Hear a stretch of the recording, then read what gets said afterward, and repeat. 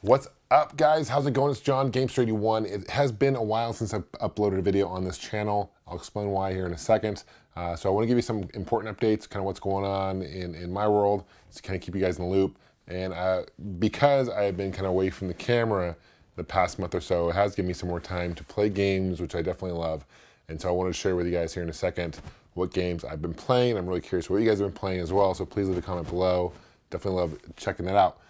But why have I not posted a video in a while? Well, basically my computer crashed, my iMac crashed about a month ago, which really set me back.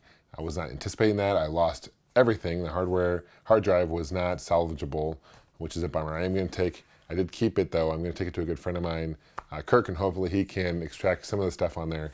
That set me back about a month. And I had some fun other things come up, other expenses come up, and I just had to kind of focus on that at the time. But now I am back. And to be honest with you, it kind of was a blessing in disguise, because I think a break from anything we do is a good thing. And this wasn't really an intentional break, but ended up being a break. And it was really nice to kind of get away, to be honest with you. But I'm really excited. And because of the break, you know how they say that the absence makes the heart grow fonder? I'm excited to go back and start doing more videos for you guys. I'm really excited in 2018. One of my goals is to do more live videos for you. So I have to kind of figure out the setup, which shouldn't be too difficult. I'll figure that out. I'll do some more videos for you live. So that was going to be super exciting. So that's kind of what I've been up to. I've been very social still on Facebook and Twitter and Instagram. So if you guys don't follow me on either of those, I encourage you guys to do that. That's awesome. We can definitely stay connected. But I want to give you guys some other updates as well. There is a couple shows I'm going to, a couple gaming shows. Actually, very, very soon, December 10th in Sacramento, California, is a SAC Gamers Expo. And that is a really cool, I've never been there before, but I love the area, Sacramento. I lived there for a couple years, actually, in the late 80s, like early 90s time period. And I lived in Folsom, and really excited to head back to Sacramento. This is a one-day event. It's on Sunday, the 10th of December. Really excited to be a guest. I want to thank the team out there for inviting me. It's awesome to be invited to these shows. And I'm really excited to see you guys. If you're in the area of Sacramento, California, please, I encourage you guys to check it out. Put a link below to the website. Hope to see you guys there. I'll have a panel for sure with other YouTubers, other content creators. Super stoked for that. So definitely check that out, December 10th. January 20th through 21st, I'll be in Southern California at the Retro City Festival. This is the first year the show's going on. It's kind of an interesting situation. There's actually two retro gaming shows happening the same weekend in Southern California, about 15 miles apart from each other. The other one is the SoCal Retro Gaming Expo. I'm good with both these guys. They're awesome. Both guys who run the shows are awesome, good people, good friends of mine. They had interesting thing happen, and they were working together, and now they're not. So without getting too much in detail, for one reason or another, they decided to do two shows, same day, same weekend. So I hope to make it over to SoCal Retro Gaming Expo at some point during that weekend, but I will definitely be at the Retro City Festival because I committed to that. And not only that, but I definitely don't want to fall back on any commitments that I make when it comes to things like that. So I'm very excited to be there. They've got a great show lined up. They've got some awesome arcades. They've got some great vendors. They're sold out of vendor space, so there'll be a great place to pick up some games. And SoCal Retro Gaming Expo is actually turning out to be looking like a decent show as well, an exciting show. They've got James Rolfe coming and some other great YouTubers. So either one of those, definitely check out. Put a link to both below.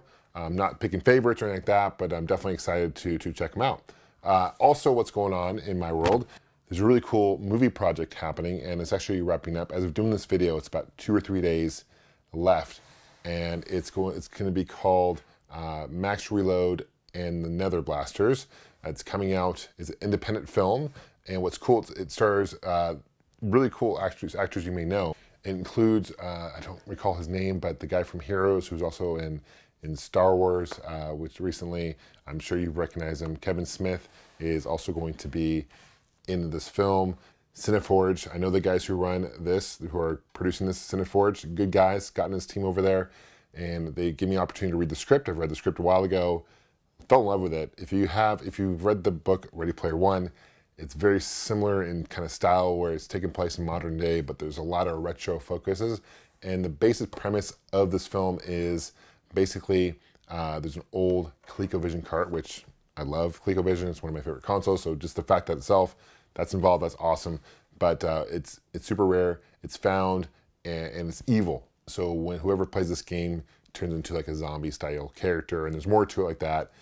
Very, very excited. It's an exciting project, and they're nearly funded. So I'll put a link below if you guys want to check it out. There's a trailer and more information about this particular project.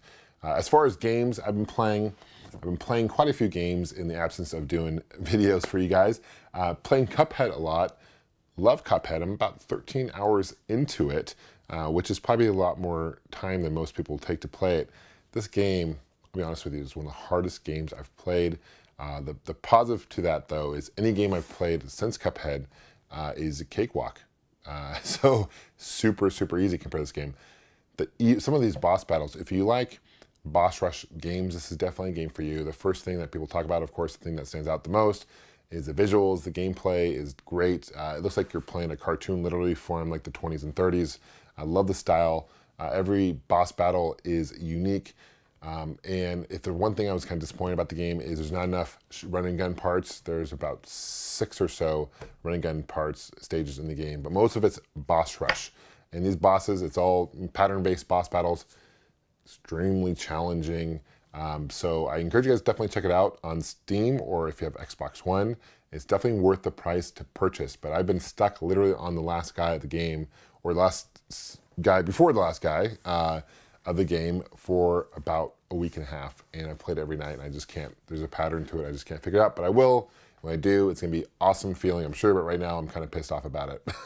What else have I been playing? I'm playing Shovel Knight. I've been actually playing all 3, and I can't recall the names of all 3 off the top of my head, but there's one with the Spectre guy, the guy who lays the bombs. There's also the one who has the blade that, you know, anyway, don't remember the names, and I should, but they're very good titles. And I'm playing mine on the Switch, so it's great. I love the gameplay. Each one's kind of unique. Very cool 8-bit graphics, very cool music as well. I beat 2 of the 3 of them. I'm kind of done. Right now I'm playing the one with the bomb guy, and I'm killing myself because I can't remember the name of either of those titles. I did buy Super Mario Odyssey and for the Switch, and I'm loving it. I'm about stage 7 or so.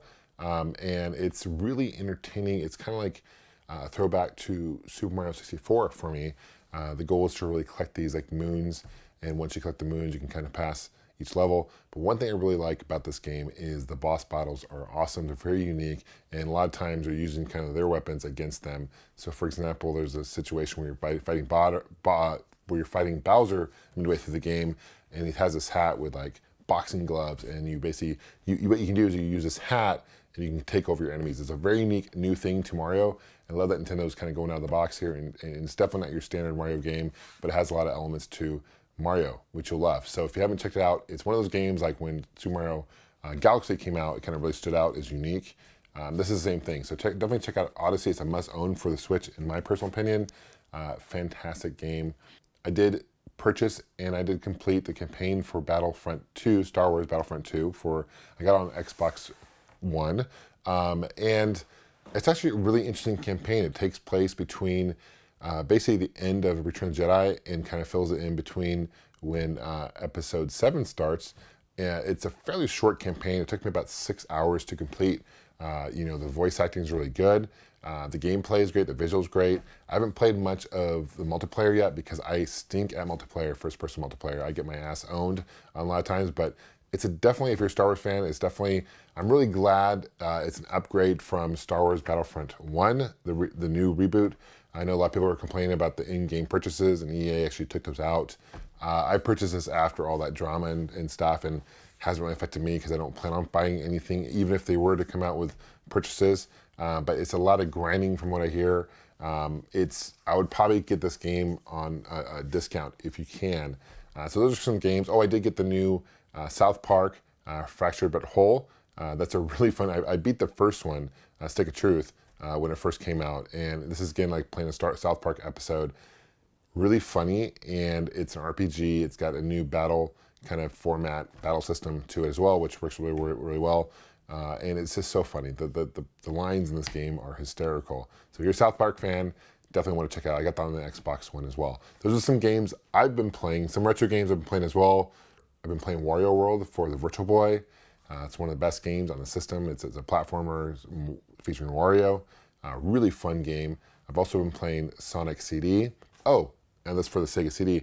I did purchase and play Sonic Mania, and I got it on Steam, and I must say, this is one of the better Sonic games, the new ones I've played in a long time, actually. It's kind of it's what Sonic 4 should have been, in my opinion. It's very retro theme style. The music is great, and it just feels like you're playing an old school Sonic game.